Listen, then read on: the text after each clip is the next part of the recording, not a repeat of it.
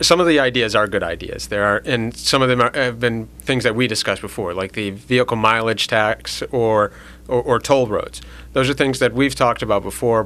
Whether you privatize the roads or you go through the Turnpike Authority, or you just change the way that you tax, because relying on the gas tax with more fuel-efficient cars, and we've seen in the wake of Katrina and the high gas prices of the last couple of years that people have been switching to more fuel-efficient cars, have been cutting back on the miles that they drive, which wouldn't necessarily mean, which wouldn't make paying for miles driven any better.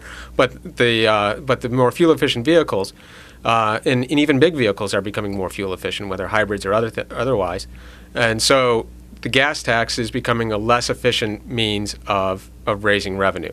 And so if you switch to vehicle miles driven, and especially if you do that based on weight of the vehicle or something like that, you could replace the gas tax revenue with a vehicle miles tax something like that. Now, you mentioned replace, and we heard the discussion that perhaps this is not replacement, but in addition to the gas tax. Well, of course, yeah, they're always talking about how do we raise more money, not how do we raise the existing amount of money better, and that goes back to the spending again. But yeah, especially with the numbers that they were throwing around, 1/4 cent to a 1/2 cent per mile would only raise about half the amount of the existing gas tax.